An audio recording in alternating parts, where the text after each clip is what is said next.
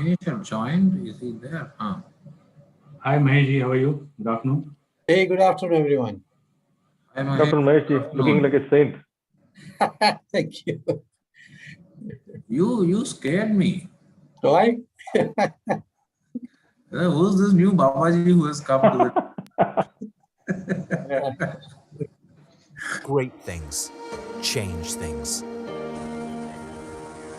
Wherever we are, whatever we're doing,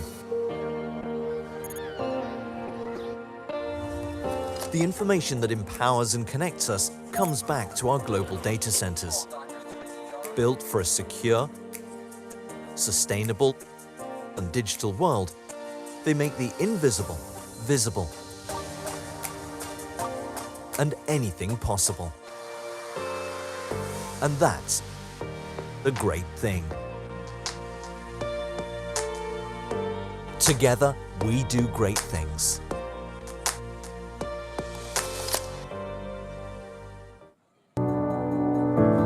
Chennai, known as the gateway to South India, is one of the major IT and data center hubs in the country.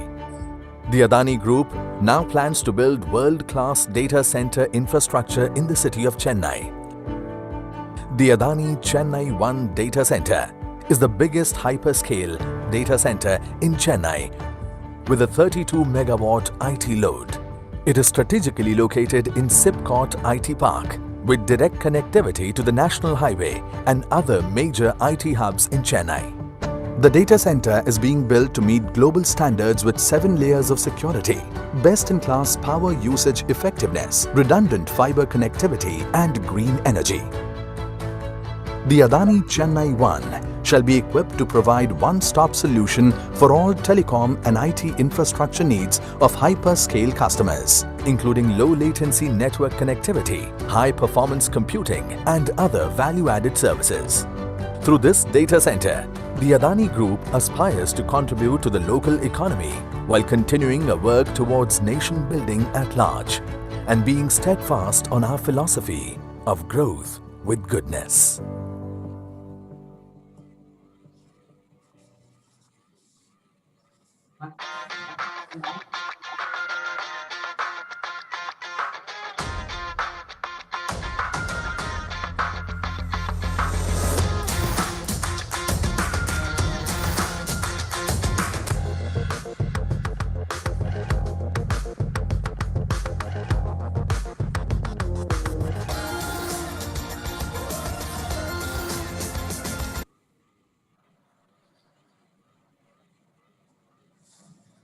So thank you, everyone. Good afternoon, all of you. Good afternoon. Hello, John. Good morning. Good morning. Thank you. So I think this would be a fantastic panel discussion today. We have all the industry leaders. We have Sudhanshu, and John is the person behind this panel discussion. So let me introduce Mr. John Booth. He is the managing director of Carbon 3 IT Limited UK, providing support to organizations that are preparing to adopt various data center standards, including the more general standards such as quality, environment, business continuity, information security, and energy management. John Booth has very well been recognized of his contribution to EU Code of Conduct. Many a time we have seen a lot of white papers coming from EU Code of Conduct when John has been authored to this document, especially on data center energy efficiency EUCOC program and his work with the Certified Energy Efficiency Data Center Award. He is a member of several other committees. There's a long list of committees. I would not try to read all these things, but he is also the chair of the Data Center Alliance, DCA, Energy Efficiency, and member of the Sustainability Steering Group. We are introducing many concepts, and this discussion is primarily on sustainability. So he has lot contribution in that sector, setting the DCA policies on sustainability front.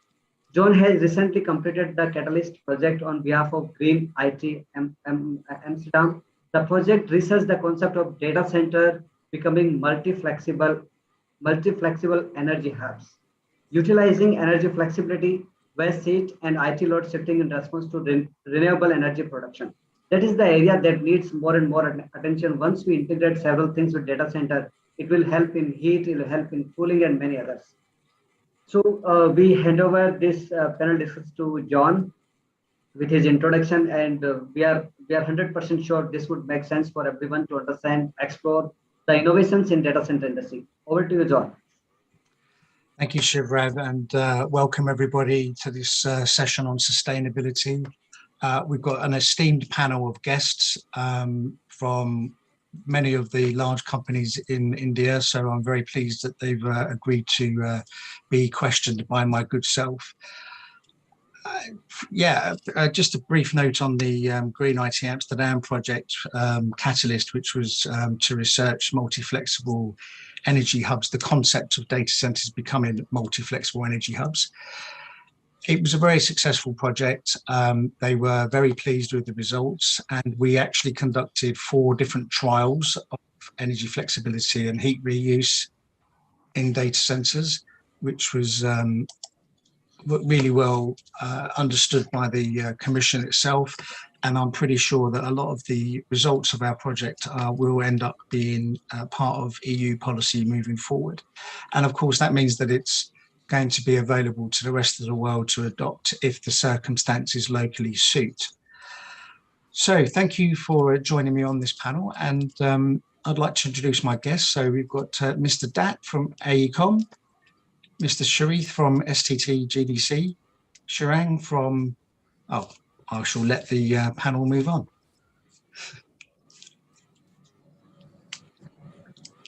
So here's a list of our esteemed guests.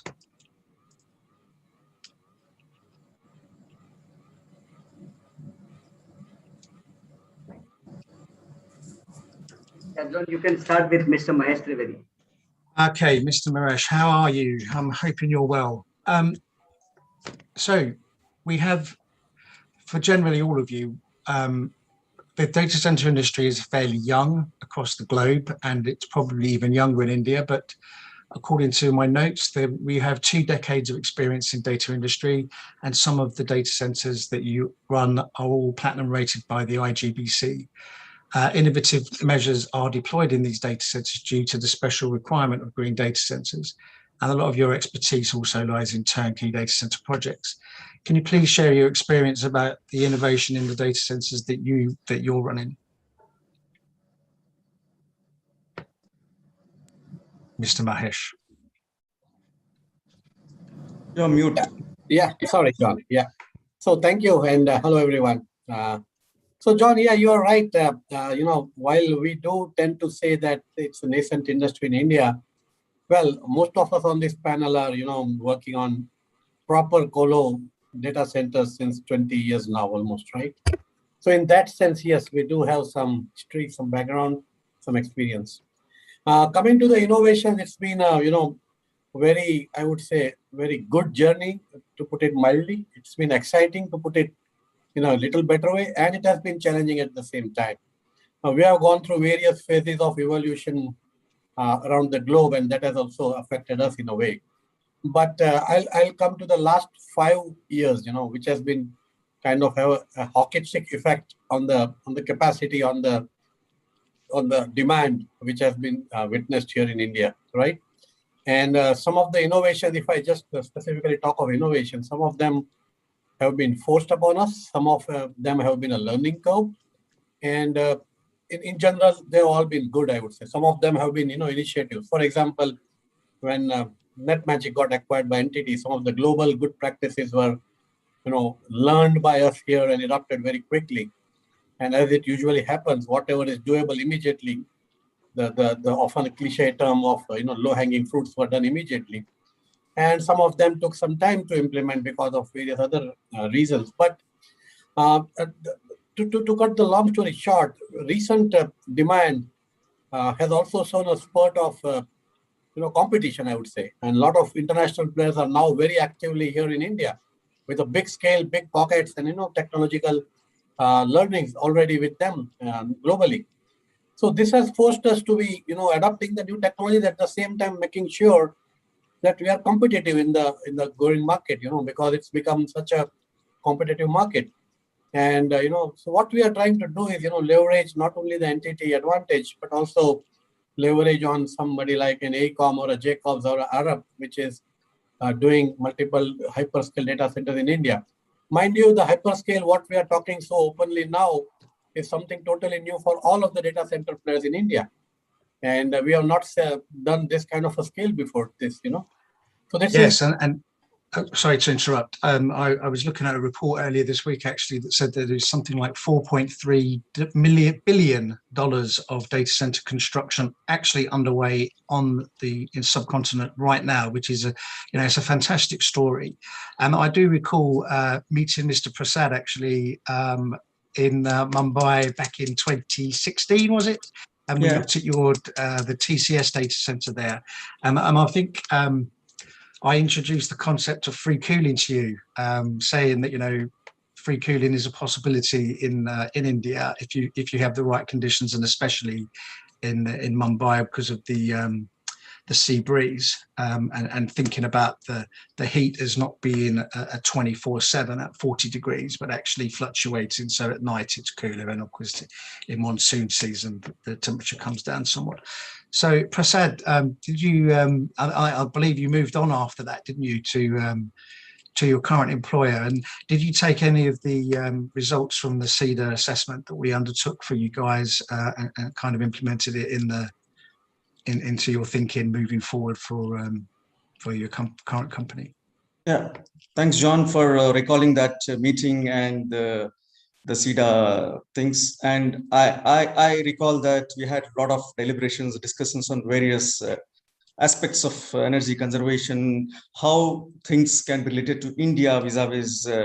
Actually, the CEDA standards are meant for Europe and the other locations, and we had a detailed deliberations how part of that or what are the standards can be implemented to Indian subcontinent per se, where there is a lot of atmospheric requirements or ambient requirements are a little different, availabilities are different. Yeah. So as far as CEDA things are concerned, we have been looking at a lot of points which were CEDA there we are trying to implement here. For example, we tried to do a cooling systems which are what I call is that the variable cooling systems, where every aspect of the cooling setup has been considered thoroughly, and there is a huge synchronized aspect, right from the cooling temperature, the temperature inside the data center, to the EC fans, to every system was speaking to each other and ensured that the effectiveness is very, very perfect in the cooling systems, where it resulted in a huge energy savings in terms of cooling aspects. This is one of the things which we looked at in terms of implementation at the current profile board. Yeah. So Mr. Sharif, we've heard from Prasad about the innovations that he's got in his data center, especially on the cooling side of things. Is there anything within STC's current kind of design portfolio that are similar in sustainability terms? A question to me, John? Yes. Yeah, thanks, John, and again, welcome everybody to this event. And, yes, it's an interesting discussion. We're talking about innovation in data center. And India, again, if you look at all of, as Mahesh rightly said, all of us are here. We have rich experience of more than 20 years, especially for our organization. We have been running this data center for the last over 20 years. And we have experience of data centers where, we cannot call those data centers or the data centers at that point of time. So, but still it is running. And again, it is evaluations, various technologies are evolved over the period of time. And again, especially for the last few years, the capacities of hyperscalers are coming in and adding too much of need for innovations, because we understand that the way the data centers used to be designed or operated in the past, it is not going to be enough anymore to design and build or operate in the data center spectrum is very clear. So again, coming back to your question, the cooling is one aspect where the many innovations are being happened, right?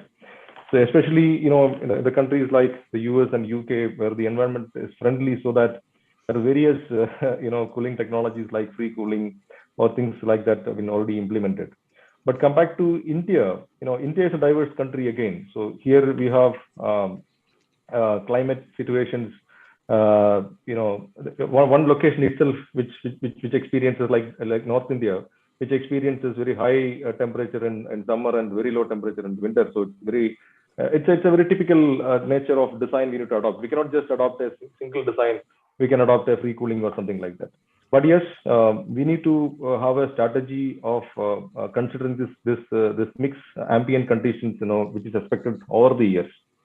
And the technologies around here is, yes, earlier the DS cooling systems, and now the chillers and air cooled chillers and water cooled chillers.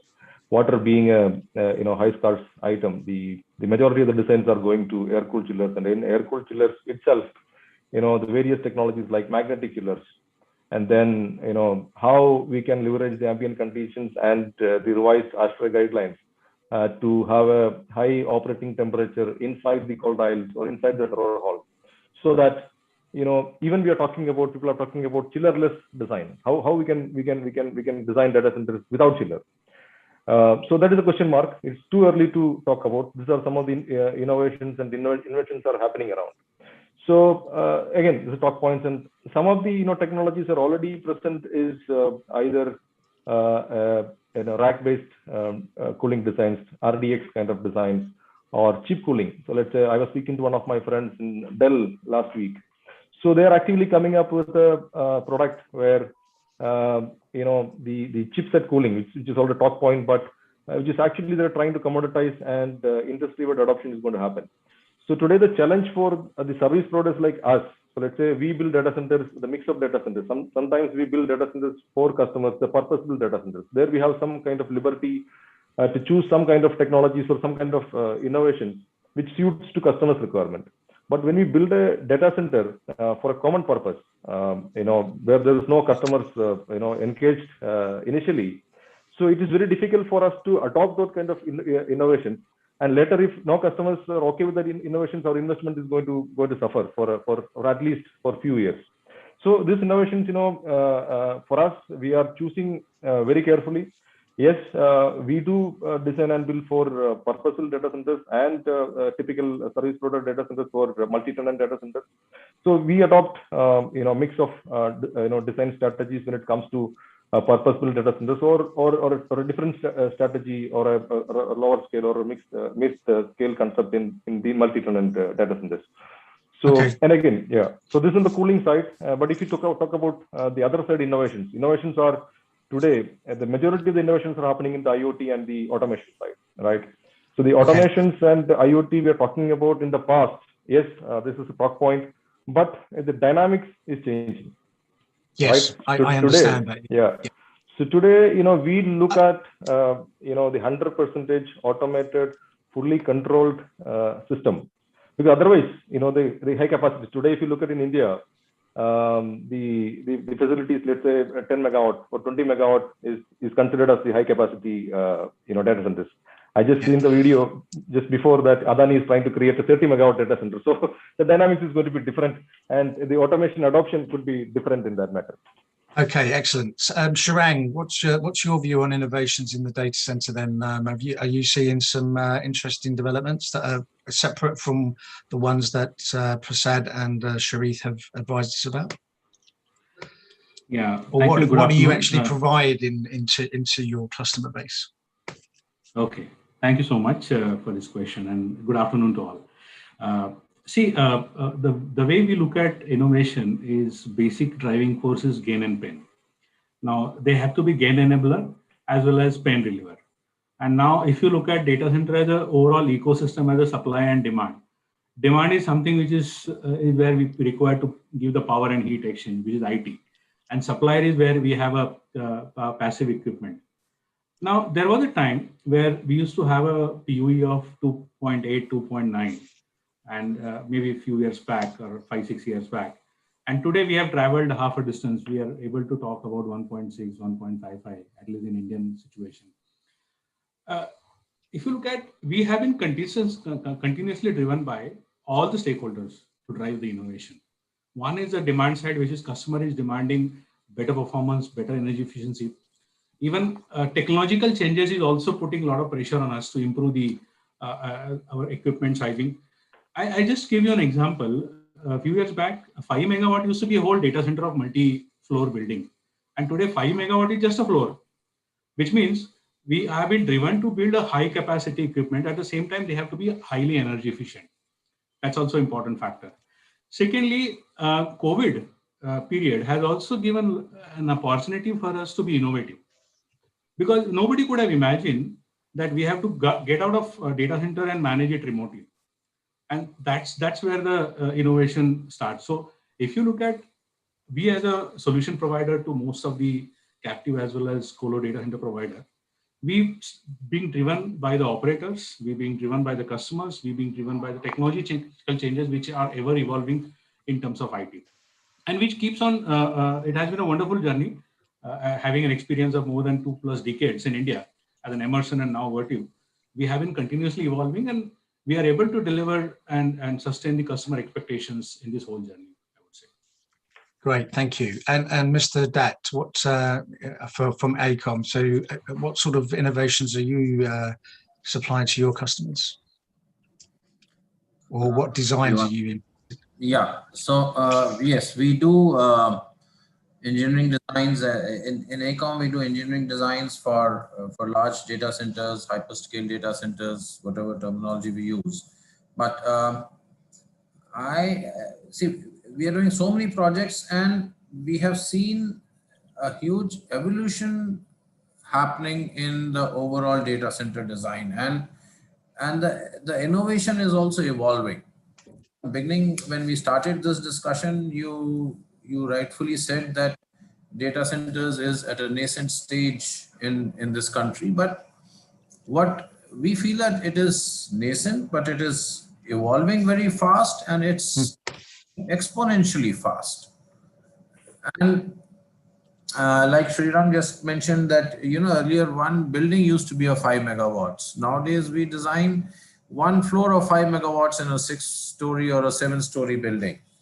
And we have been receiving RFPs and asks for designs of up to 10 megawatts per floor, one single data hall of 10 megawatts, 50 megawatts per building. So that's how the footprints we see are evolving and increasing. That's one trend which we see in the industry. And as these footprints grow larger, the data center halls grow larger, 10 megawatts per hall, the overall cooling strategy changes.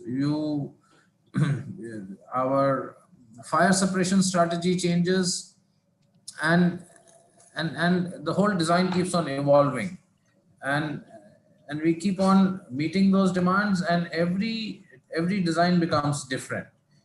There are also now asks, very interesting, of UPS-less designs in data centers, because UPS causes huge amount of losses in the whole power chain of data centers. So now designs have evolved, and they are being implemented where there are no more UPSs in the design.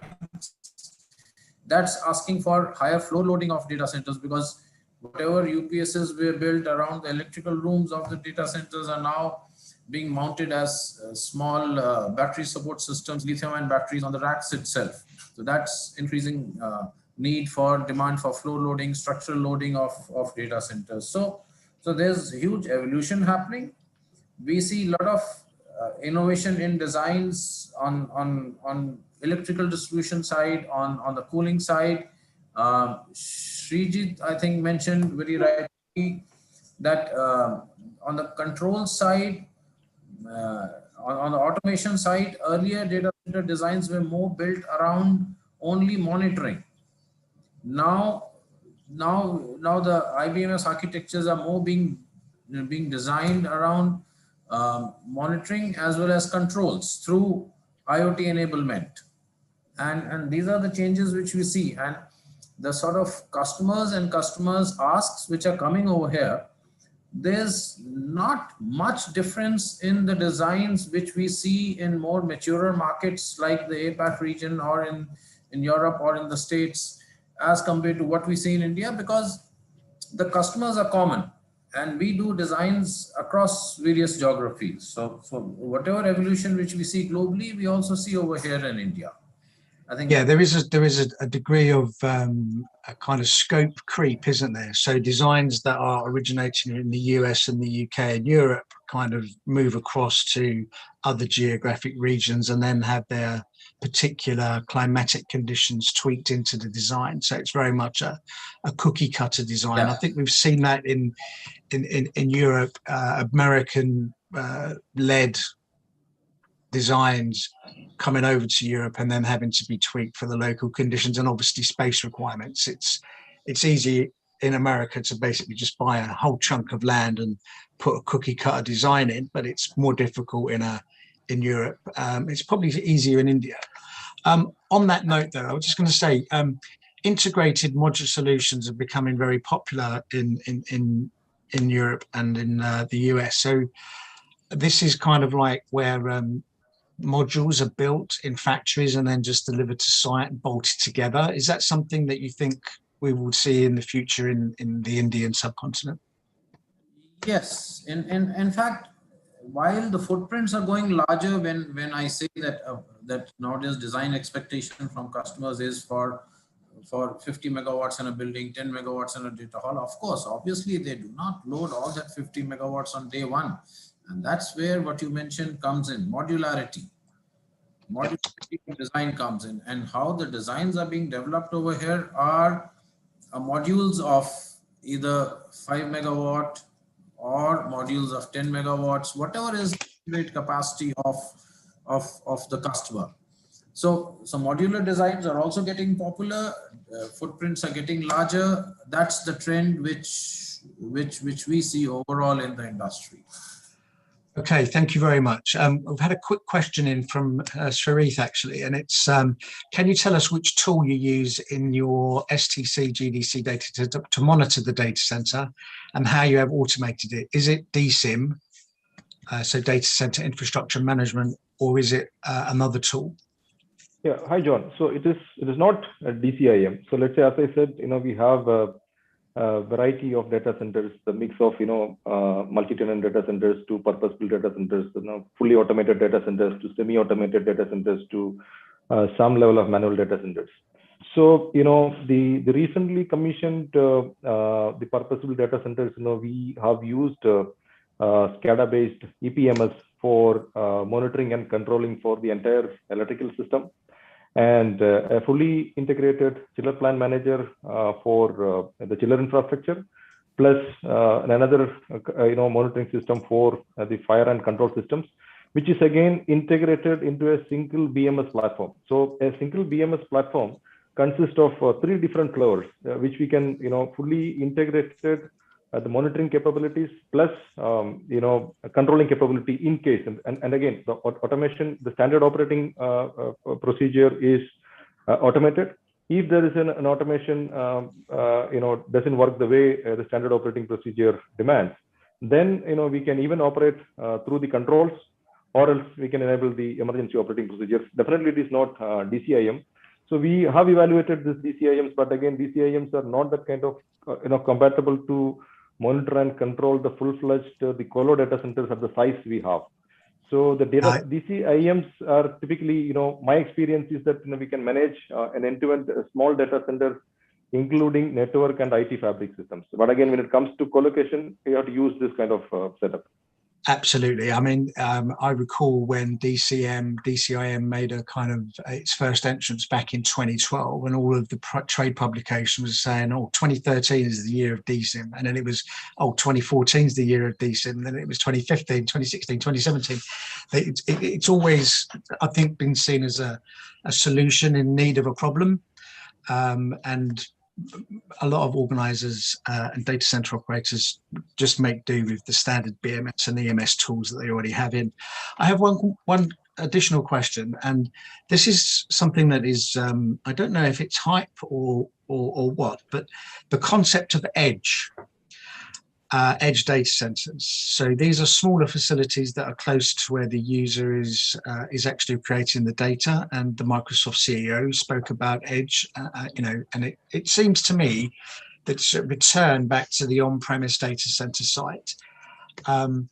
Now, obviously, India is a vast country, and you quite rightly say it's got different diverse climates, and and still to a certain extent, a great number of the population don't have access to IT services and are accessing it through mobiles, and that's because of the fiber network, etc. So, do you think that there's a need maybe for each village or town in India to have a number of edge sites that can be smaller and more integrated and built in factories and dropped in, but also providing, say, for instance, access to the more energy flexibility. So they're actually integrated into the local community. So they're providing energy to the village as well. So, Sharif, what do you think of that?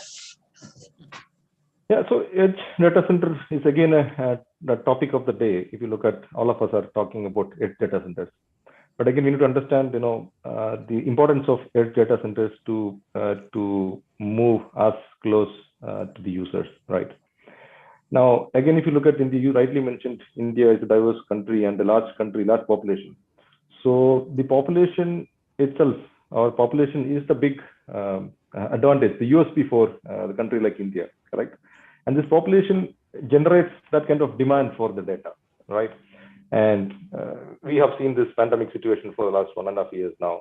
The amount of digitalization, earlier, even before pandemic, the digitalization was just an initiative, but a lot of digitalization, because in our day-to-day life, morning to evening, we do a lot of digital activities, be it payments, be it watching movies and OTTs and things like that.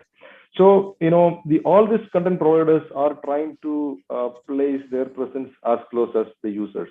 Earlier, the users are trying to reach content providers over the networks, and network limitations used to be a problem. But now, the edge data center concept comes into picture where the content providers, are enabling the local presence to interact more effectively to the users. And yes, it can be a mix of data centers. It can be a very small data centers consist of 500 kilowatt or to 5 megawatt kind of data centers. And the providers are eyeing to create a mix of a pure network edge or a web-based interface or some amount of mirroring systems to enable the eyeball access to customer regions. And this is going to be implemented. And many providers like some of the providers, the telco providers already have that kind of presence across the country. And some of the telco, the so-called POPs and the small POPs and the middle POPs, they can easily convert these POPs to a edge data center. So it is very easy for those telco providers, but the people like us, we need to go and really build. Yes, it gives us a leverage of as a parent, Tata company. So Tata is again have a wide nationwide presence. We can go and build. Yes, it is going to be the talk, and it's going to evolve. Hey, Mr. Dat. Sorry, John, Mahesh here. I'm sorry to interrupt. I would just like to add here that, the edge will hit us sooner than we realize. I think it's happening already, is what we feel. A lot of our innovations are around edge right now as we speak. It will be a totally independent, autonomous data center is what we are planning. A lot of those pilot programs are already being run in our existing data centers, just to make sure we understand the system. We may not go to the extent of providing power to the local community, but at least it will be self-sufficient for its own power is definitely the aim there. And as I said, a lot of our innovations are, those innovations are already being carried out as pilot projects in our various ongoing data center builds. So edge is, I think, a reality and probably sooner than we can imagine. Absolutely, I completely agree with you. I may add to Srijit and Mahesh. Now the edge data centers now are pushing towards the containers data centers. Now we need to reach, we need to build more and more quicker and faster into remote locations. Hence, the concept of container data centers is also evolving, and factory built data centers, maybe the future requirement for maybe 40 big modular data centers will be a out of the day going forward. Yeah, absolutely correct. You know, you can just commission a straightforward kind of standard containerized data center, put it on the back of a truck, and then just take it to your local location, drop it in a suitable area, pitch it up to probably even renewable energy, solar panels or windmill, connected to the grid, and you're off and running, which I think is something that's quite interesting. And I've got to say, in Europe, the focus has moved away slightly from the hyperscalers, but then, you know, our infrastructure is very mature. But in India, that, you know, you can pick the location, so Delhi, Calcutta, Chennai, Mumbai, Hyderabad, and anywhere out that outside of those cities is, until I understand, quite sparsely populated. But I want to bring in another idea here for you. Rolf Brink spoke earlier about immersed liquid cooling. And so what do we think about immersed liquid cooling? Because that is an ideal solution for the edge. And it is really expanding in Europe now. Not so much even in the States, you know, but it is really getting big. So, and that would, of course, eliminate a lot of your cooling problems by going to that. So I'm going to direct this question to Mr. Dat, actually. So are you seeing any requests from your client base for immersed liquid cooled designs? Very interesting question, John. Actually, liquid cooling demands as the densities grow higher, and I think liquid cooling will get more in demand or in ask once the loads go north of 20 to 25 kilowatts per rack. And we haven't reached those sort of rack densities in India as of now. So that's one point. The other point I would like to mention here is that liquid cooling will be the ask of captive large internet giants or captive data center builds. Colo service providers will sort of think twice before they invest in building the infrastructure for liquid cooling, because then it has to be a dedicated facility, custom built, as Srijit was mentioning in his different classification of data centers. If it is custom built for a specific client, yes, because that will restrict the architecture only to a particular type of design, only to handle particular types of high loads. Those high density loads have not yet, we do these architectures not in India, in different parts of the world. Those also are running at a pilot stage now, but commercially built, commercial ask of liquid cooling inside data centers is yet to go through its maturity cycle in India. Yeah, I would agree with you. I think in co-location data centers, there's still a lot of questions about whether or not they should invest in, you know, separate liquid cooling rooms, etc. And I think it is probably more of a solution for the edge.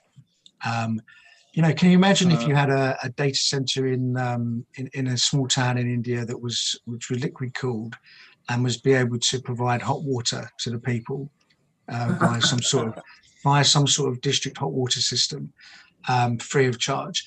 And there's one other question I wanted to bring in. So we were looking at a design actually in Chennai, and it's quite the site was actually quite close to the coast.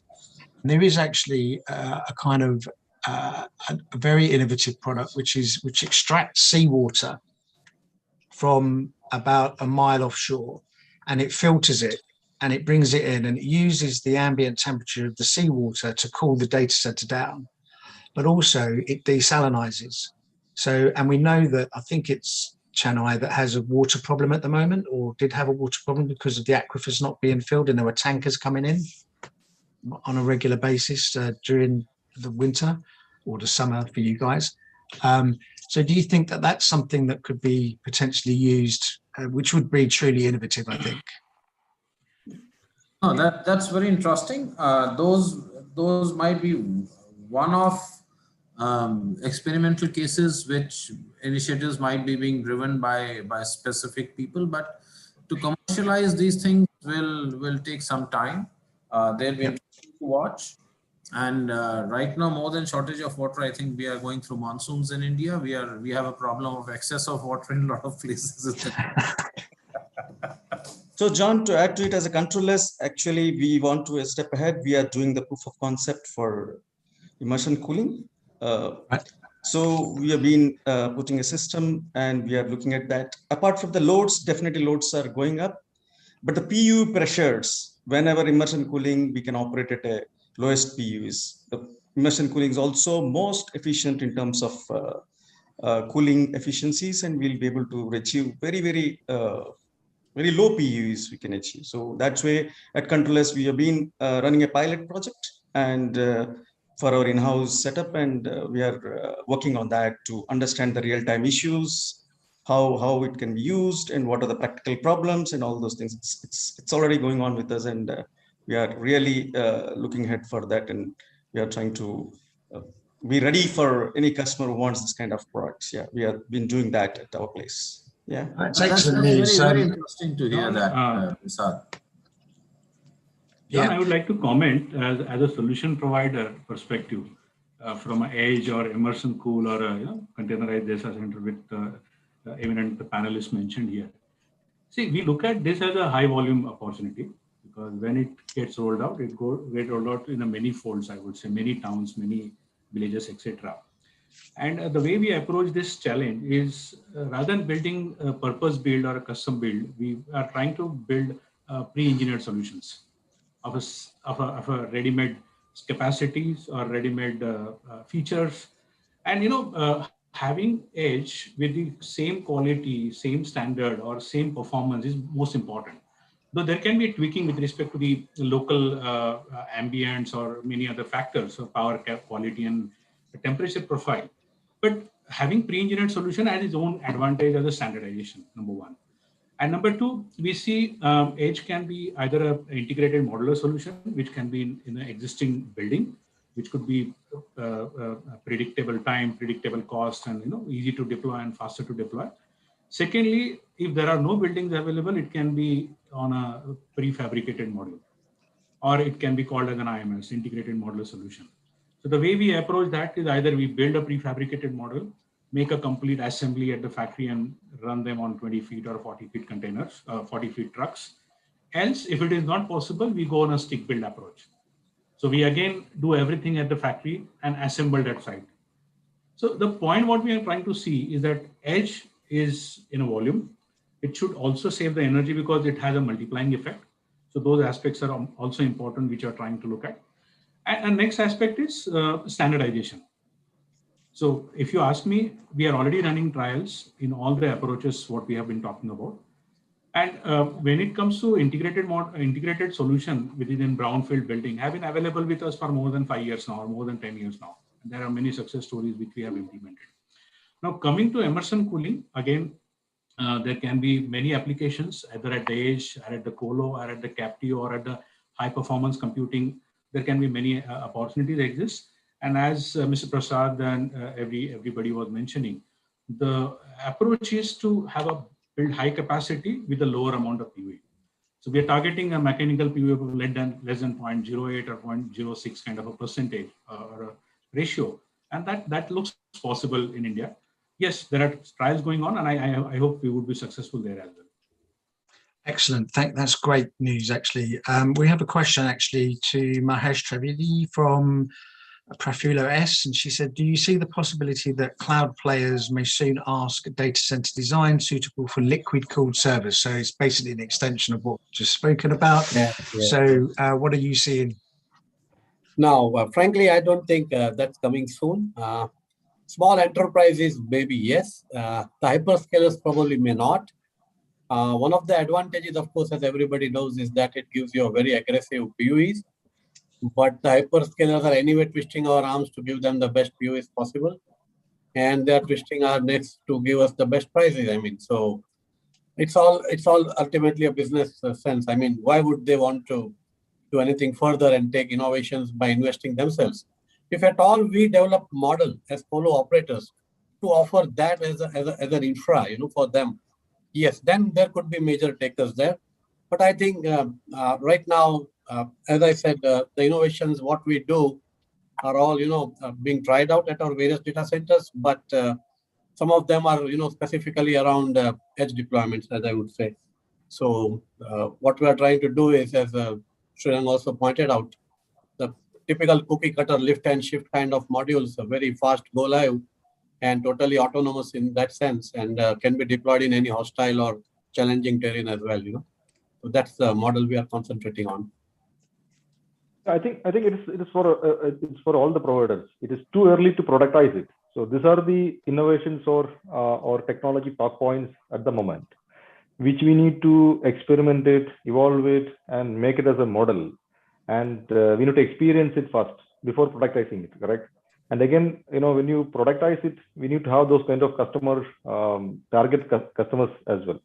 So here, to me, I don't see any kind of retail or enterprise customers in the coming, very, very recent times. They may not look at this as a service. Maybe one or people may look at it. So the best way, yes, for the smaller data centers like Edge, we can make a standardized containers or a pseudo, pods and create it and position it. And if a hyperscaler is keen to have this kind of technologies, then we can custom build to them and to get the best efficiency out of it. So this is how the thought process at this point of time. But it's too early to productize and offer us a standard product in a service provider environment. That is my view on this. But John, how common and how mature is this liquid cooling in the European market, where you would see more high densities running? Okay, so if we talk about Rolf Brink's product, which is Asperitas, they've just they won a competition organized by Shell, and they're now deploying their Edge solution, which is more of a immersed mineral oil bath, to all of the Shell petrol stations in the Netherlands. And some of that stuff is now coming out, and there are some quite interesting designs. But yes, I would agree with you. The liquid cooling solution is not out there at scale at the present moment, but there are lots of plans to do it because it does eliminate the need for, unfortunately, our colleague from Vertiv's products. But I'm sure that you will have a solution to pump the liquid out or heat exchange or something. But yeah, so I think we're running out of time, but I just wanted to say thank you very much for all of your insights into sustainability and the state-of-the-art innovations that you guys are employing into your data centers currently. I think it's an exciting time to be in the Indian data center industry. There's plenty of growth, as we've seen earlier, $4.3 billion worth of construction projects already underway. And when I was in Bangalore in 2019 at the DCD conference, I think it was OVH was saying that they were going to invest something like 12 billion in data centers in the Indian subcontinent. So yeah, the future for you guys looks extremely bright. And of course, the only real drawback there is that apparently there are 10,000 data center related vacancies at the moment in India. So you guys are looking for designers and engineers and technicians and vice presidents of this and sales guys for that and all sorts of things. So that I think is also, if you're listening as somebody that's looking for a job, the Indian data center industry is clearly somewhere that you need to be based, because you are going to have a wealth of opportunity. Mr. Trevi, do you want to say something about the skills shortage in India? I mean, I think it's a global skill shortage, but what are you doing to address that issue? I know it's separately from state-of-the-art innovations, but it does quite kind of link, because we saw the video earlier of the robot sticking the RJ45 connector in and moving a disk around. So is automation and robots something that we expect to see moving forward? You're on mute. Yeah. Yeah, this question to me, John. The question is to all of you. Yeah, so Okay. John, let me try and address that. So yes, we have a challenge to both retain and hire new people, right? We don't have structured courses around data centers, which we are now trying to develop in-house in a better way. We did have some loosely defined training programs, but now we are taking it to the next level where we have multiple levels of graduations internally, right? Level 1, level 2 of competency, then level 3, and then the master and specialist and things like that. Having said that, yes, automation can help to an extent. We are trying to, again, as I said, a lot of innovations are going on in various phases. One of the things we are trying to do is build some AI ML around our entire system, not only the chillers, but also electricals, such that they become kind of self-healing, to a certain extent, which not only reduces the need for manpower, also brings about lesser manual errors, So these are the things we are trying out. But the way, we are generally working, I don't think the requirement for manpower is going away soon. We should be able to, train more people and get them onboarded is what I sincerely feel. Yeah. So to add to that, John, is that the next innovation which I have come across our talk point is the robotics. Associated with artificial intelligence. Artificial intelligence is again the tremendous amount of data being generated every second in the data center operating scenario today. The system itself should be capable to handle that kind of massive data, because it is not going to be easy for a person to analyze this data, which we have to adopt technologies like big data or any other complement technologies to analyze that. And again, I've seen some of the videos. It to come in India, but I've seen some of the videos of data center operating environment. Some of the robots are moving around in the data centers and do some kind of operation activities. So having said all those technologies and automations around, but the importance of people is not going to go away. That I can tell you, with conviction. So another 5 to 6 years, as you rightly said, this industry is going to have a tremendous demand for talents. That is for sure. So again, the industry is wide open. There are many competitors or many providers are coming and establishing, and people are going to move around. So it is important for us to keep the right talent. Not only finding the right talent, also retaining the talent is very important. To have training programs, and Maya said about various levels of trainings. And again, this is a very a specialized kind of job profiles. Let's say data center operations. If you look at in operating, the operator has to understand civil, electrical, mechanical, IT, cloud computing, everything. So the mix of skill set the engineer is going to have, and it's expected out of that. So this is going to be a challenging scenario of finding the talent, developing the talent, and retaining the talent. So that's what I just wanted to add to that. So Yeah, adding definitely. to this, Mahesh and Srijit, John, is recently I was discussing with the startup. Okay, they were telling that they want to replace the security system with drones. Okay, the surveillance, everything, they want to change the drones, and they are coming with a micro drones where the drone can follow a person who is entering the data center, where we can avoid a lot of data center analytics, a lot of cameras. For example, a data center has got 1,000 cameras. So how do we analyze the data? So what those guys are coming with an idea stating that a person will be attached to a, say, butterfly drone. So that guy is tracked properly rather than we do everything and all those things. So a lot of innovation will come in this aspect based on the various requirements. So definitely there will be some kind of automation. Yes, definitely there cannot be replacing the manpower 100%. So these kind of innovations are coming as such. Yeah.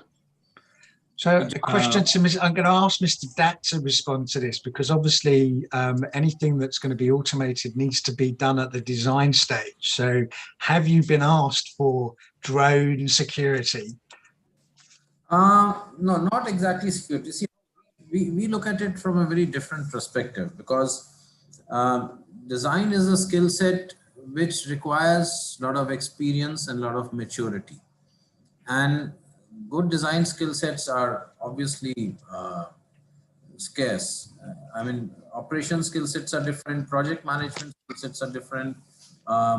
Design skill sets is something which a designer can contribute towards the better efficiency of the complete future 15 years or 20 years for whatever lifespan the data center is designed for.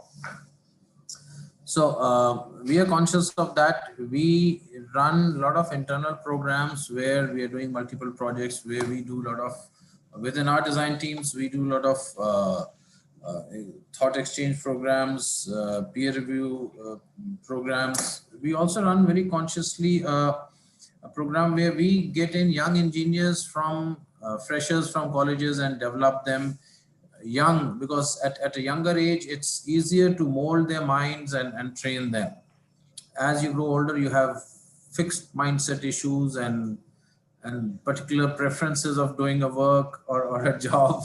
So we run programs within our organization with the number of projects which we are doing. Fortunately, we can afford to also.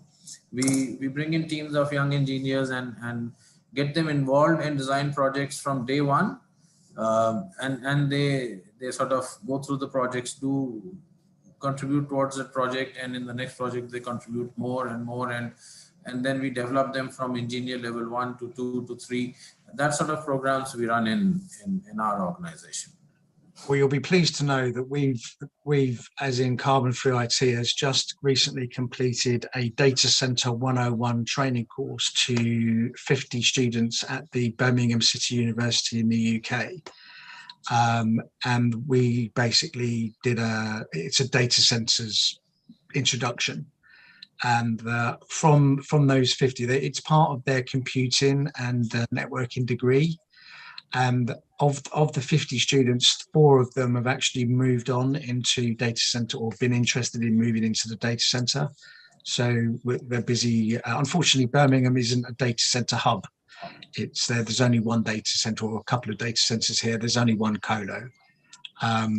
But yeah, I mean, they're all very interested, which I think is a great thing. And yeah, I mean, we have a global shortage of data center engineers, and we haven't been very good at addressing that problem. So it's great to hear that you have your own internal programs and that you're bringing the guys through from freshers that are electrical and mechanical engineers that are looking to get and to be honest, for the next 10 years, you could almost you could fall over on the street and wind up with a data center job, couldn't you, really? Yes, if you've got those 10,000 vacancies, it's good. And so anybody that's listening and you're thinking about getting into the data center industry, your future is very bright. And of course, that is innovative in itself. We need to have people that are come out of universities that have been accessing some of the latest research, so that they can cross that research into our industry and to cross-fertilize, etc.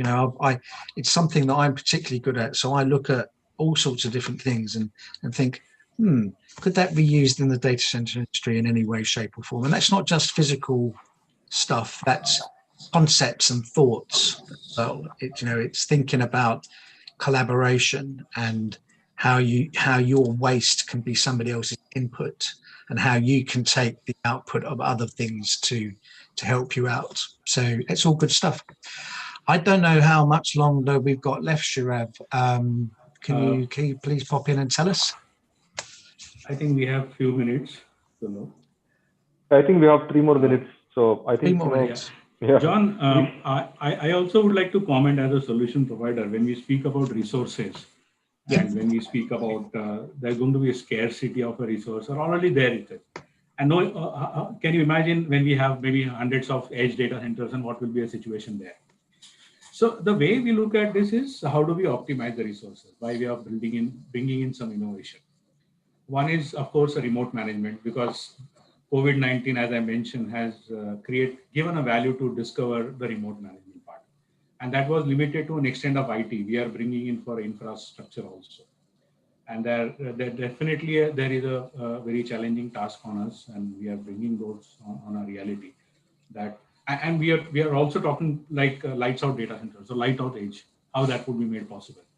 So it is very important that we should bring in technologies which will not only look at the IT infrastructure as a manage, monitor, and maintain, but also passive infrastructure as a together.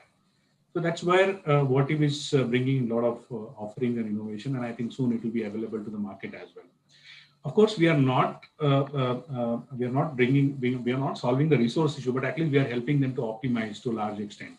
And those data centers or those edge sites can be managed remotely, is what I feel, through this innovation which we are trying to bring in.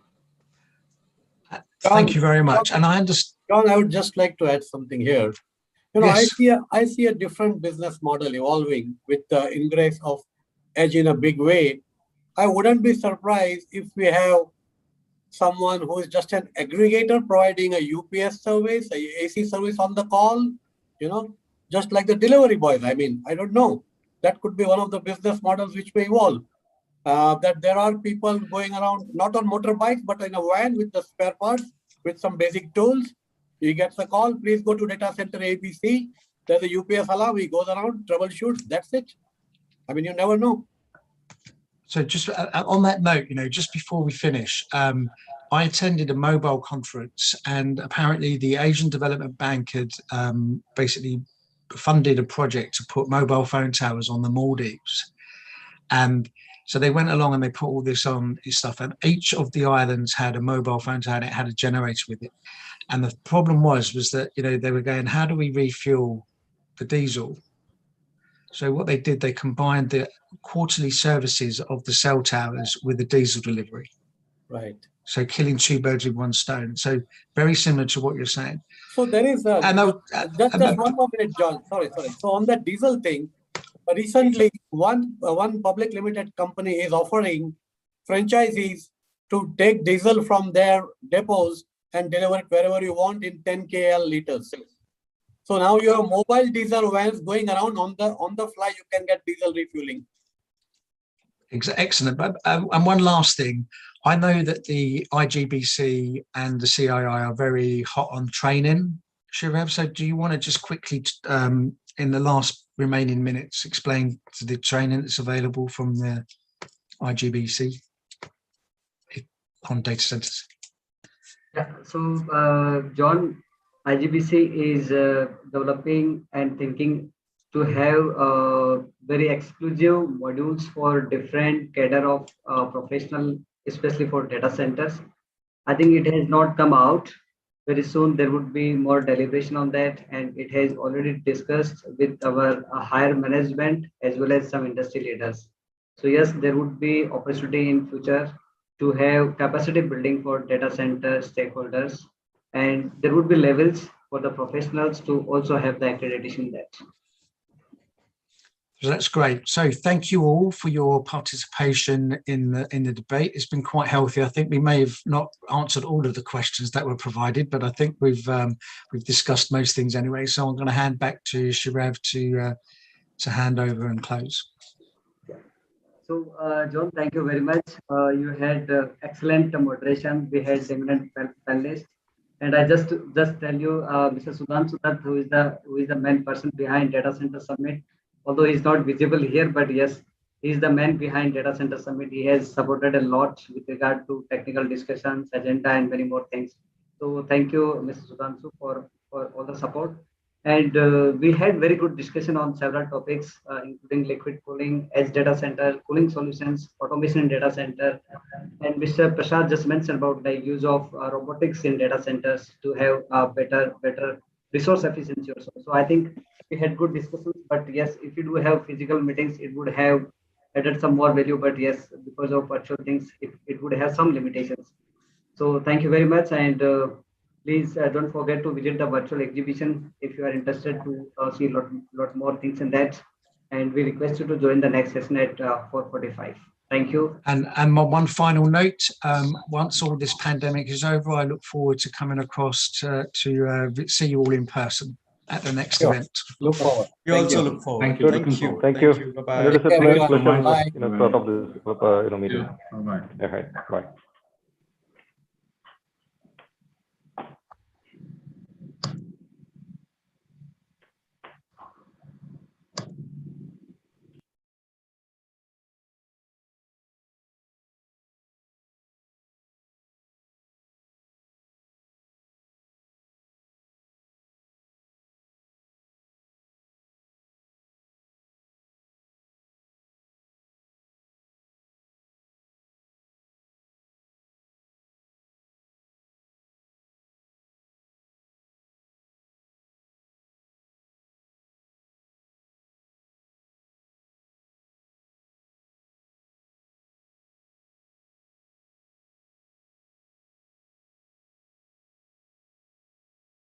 great things, change things. Wherever we are, whatever we're doing. The information that empowers and connects us comes back to our global data centers.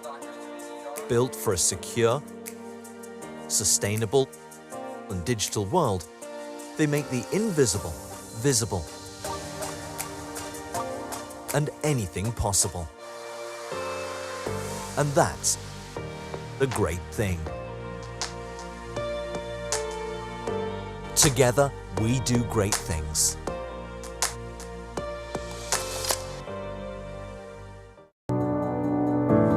Chennai, known as the gateway to South India, is one of the major IT and data center hubs in the country. The Adani Group now plans to build world-class data center infrastructure in the city of Chennai. The Adani Chennai 1 data center is the biggest hyperscale data center in Chennai with a 32 megawatt IT load. It is strategically located in Sipcot IT Park with direct connectivity to the National Highway and other major IT hubs in Chennai. The data center is being built to meet global standards with 7 layers of security, best-in-class power usage effectiveness, redundant fiber connectivity, and green energy. The Adani Chennai 1 shall be equipped to provide one-stop solution for all telecom and IT infrastructure needs of hyperscale customers, including low-latency network connectivity, high-performance computing, and other value-added services. Through this data center, the Adani Group aspires to contribute to the local economy while continuing a work towards nation building at large and being steadfast on our philosophy of growth with goodness.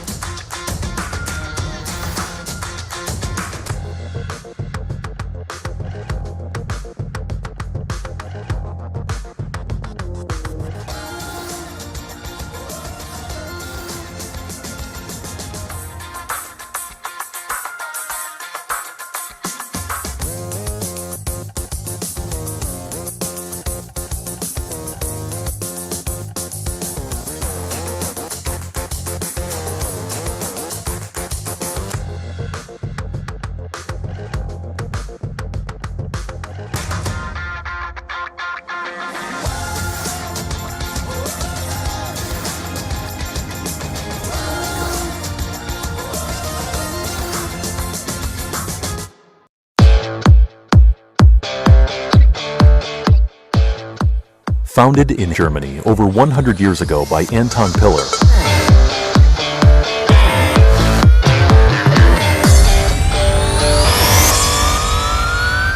the company has a long history in the manufacturing of exceptionally high-quality electrical machines and power quality equipment. Today, as part of the multidisciplined global British engineering group Langley Holdings plc, Piller is a world leader and innovator in a number of power protection technologies, specializing in UPS systems for mission-critical applications and frequency converters for aircraft ground power, amongst other uses.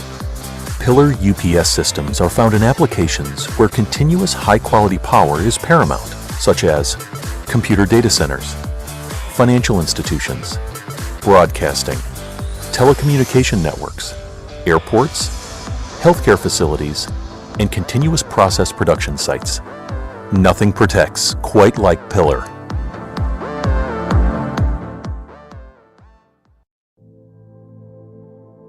It's amazing what humans have accomplished. Cars that think, machines that learn, healthcare that predicts. The progress of tomorrow has yet to be imagined, but it will rely on data. It will rely on Vertiv. Vertiv ensures data gets where it needs to be uninterrupted. Critical power is always running. Servers perform at optimal temperatures. Infrastructures grow safely and responsibly. Applications run without glitches, and life leaps forward again.